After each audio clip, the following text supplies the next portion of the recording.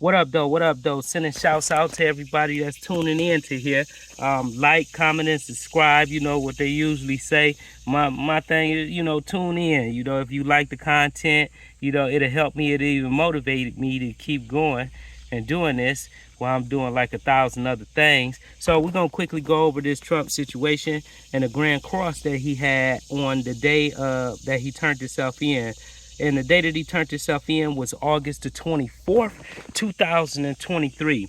On August the 24th, 2023, the sun was inside of Virgo. The moon was inside of Sagittarius. Mars and Mercury was also inside of Virgo. That formed the square with the moon inside of Sagittarius. Virgo rules public service, and Mercury rules communication. It rules the clerical work, the paperwork, and things of that nature. Mars co-rules politics. And so you're dealing with politics, clerical work, communication, and you're dealing with the sun, which is the dominant energy or the dominant spirit at that time inside of Virgo, which is public service. And so that's what this is about. It's about this election for this public servant. The moon being inside of Sagittarius. Sagittarius rules truth, it rules conquering, it rules bluntness, and it can sometimes be a little bit, a little untactful in the way that it comes across, but it's going to give you the raw. If you want to know the truth about such a situation and you don't care about your feelings getting hurt, ask a Sagittarius, ask a Gemini, but the Gemini may kind of title it a little bit for you, but the Sagittarius is going to give it to you raw and blunt.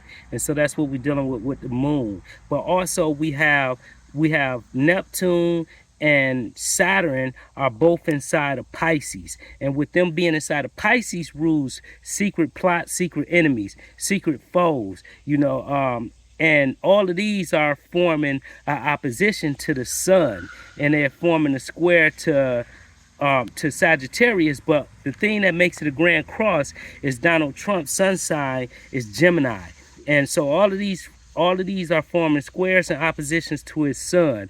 Now, this definitely is a political prosecution. It's about politics, and it's about a challenge actually to a person's ability to their free speech. And this is why you have to play with Mercury and all of those things that's involved. Mercury that's opposing the moon. The moon is what we put on display.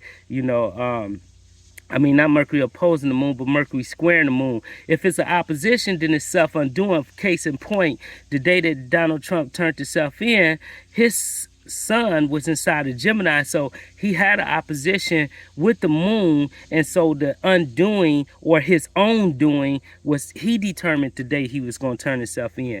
It don't mean that he was guilty. It means that was all of the energy that came on that day was because of the choice that he made to turn himself in on that day. And that's the extent of the undoing, just on the surface of it from that point. But we're going to touch on all of this because it's a whole lot going on.